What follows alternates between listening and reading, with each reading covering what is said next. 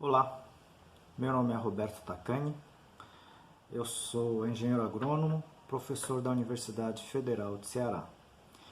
Esse canal tem o intuito de passar informações um pouco mais técnicas, tá? Com algumas práticas para vocês terem uma melhor ideia de como cultivar as suas plantas, tá? Principalmente plantas em vaso. O assunto de hoje é sobre o adubo bokashi. Esse assunto é um pouquinho polêmico, né? Porque muitos contradizem sobre esse adubo. E eu vou tentar passar de uma forma um pouquinho mais técnica para vocês, né? Só falando um pouquinho do meu histórico com relação ao bokashi, né? Eu sou filho de produtor, eu acho que vocês sabem. E nossa família sempre trabalhou com bokashi desde os anos 80 e a gente tem um pouquinho de experiência na prática e na parte científica, né, eu tenho alguns trabalhos científicos publicados com isso e tenho até um trabalho de tese, parte dela com isso já publicado também. Então, a gente tem muita informação para passar para vocês sobre esse assunto, né, e a gente vai passar nesse vídeo. Aproveito, né, para falar que esse assunto sobre o bokashi, a gente tem publicado nesse livro, tá? A aplicação do bokashi no cultivo de orquídeas Cattleya, né? Na qual eu produzi e a gente teve muito sucesso com o bokashi na produção das orquídeas Cattleya. E peço também para vocês uma ajuda na divulgação desses vídeos nossos, né, do nosso canal, que é simplesmente passar informações de uma forma um pouquinho mais técnica para vocês, né?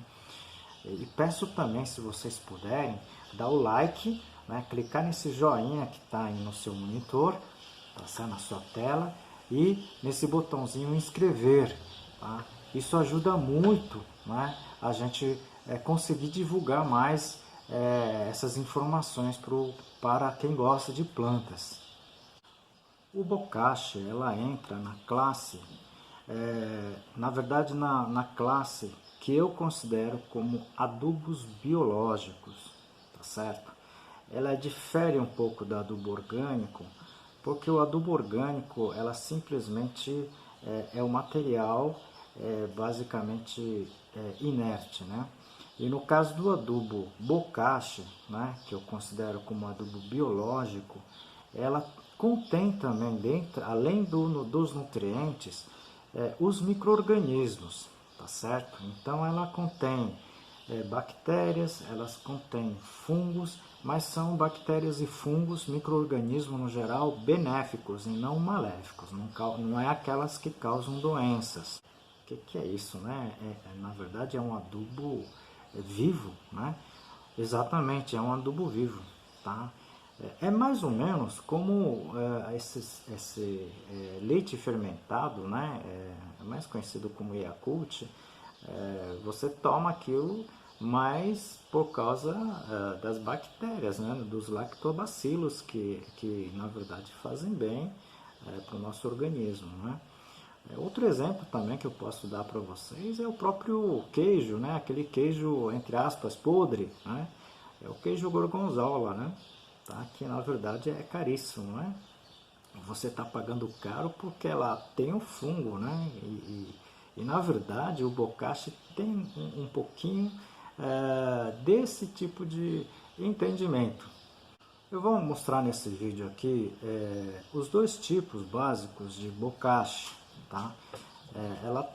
Ela se apresenta na forma seca e também vocês podem encontrar com um pouco mais de dificuldade o adubo, o bokashi pastoso, tá certo? Então, vocês vão ter uma noção de como que ela se apresenta, né?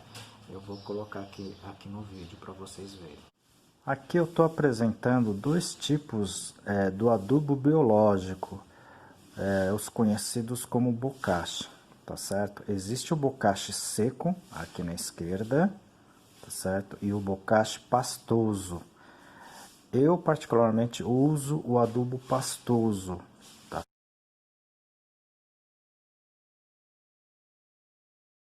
Qual seria a grande diferença entre as duas, né? Esse seco e o pastoso, né? Ou úmido, conforme o pessoal comenta, né?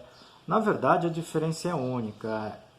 Quando você tem um adubo bokashi seco, né? Teoricamente, ela não contém as bactérias. É a única grande diferença, né? Enquanto que o pastoso ou úmido, ela contém as bactérias. Essas bactérias, como eu já falei, bactérias benéficas. E como aplicar o bokashi, né? Tanto o bokashi seco como o bokashi úmido ou pastoso. Né?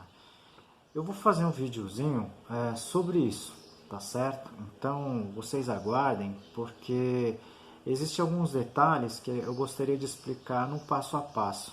Então aguarde o próximo vídeo, tá certo? Que vai sair em alguns dias. Vocês vão ver a importância desse passo a passo de como aplicar. Se você tiver um bokashi bem produzido, bem fermentado, né?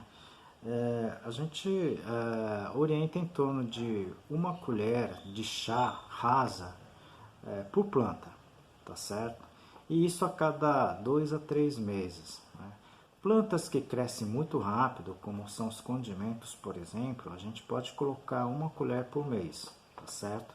Quanto maior o crescimento, maior a exigência de nutrientes. Então, a gente pode colocar, mas não tudo de uma vez, né? Então, a gente vai colocando em doses baixas para não ter problema nas plantas ou no cultivo no geral.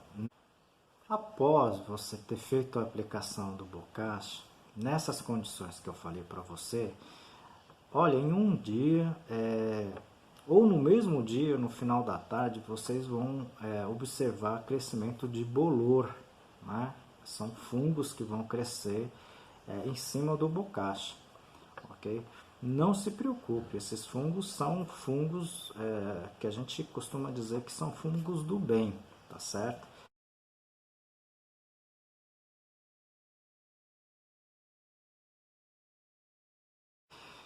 E outra coisa também, detalhe que a gente precisa comentar com vocês, como o bokashi, um dos efeitos do bokashi, né, é você também introduzir nutriente, além do nutriente, os micro-organismos benéficos, né, você não pode trabalhar com fertilizante químico posteriormente, porque senão os fertilizantes químicos podem eliminar as bactérias e os fungos benéficos do bokashi.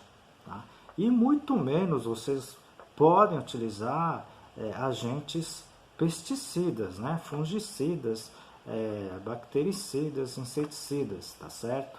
A gente não pode utilizar esses elementos, pelo menos durante a fase da aplicação e da nutrição do bocashi pelas plantas. Não tem sentido, né? Você aplica o bocashi e depois você aplica um fungicida. Não tem sentido. É a mesma coisa que você pegar o leite fermentado, Yakult, certo? E você ferver antes de tomar, né? Você está eliminando todas as bactérias benéficas, no caso do Yakult. Pessoal, esse vídeo vocês estão assistindo gratuitamente, né? Então ajude essa entidade que a gente está comentando aqui, a entidade Toca do Assis, tá certo? Essa entidade, na verdade, ela acolhe pessoas abandonadas na rua, tá? Dão alimentação, dão roupa, dão toda assistência, tá certo? Se vocês puderem ajudar, a gente agradece bastante, tá? Eu vou deixar aqui no slide o contato deles.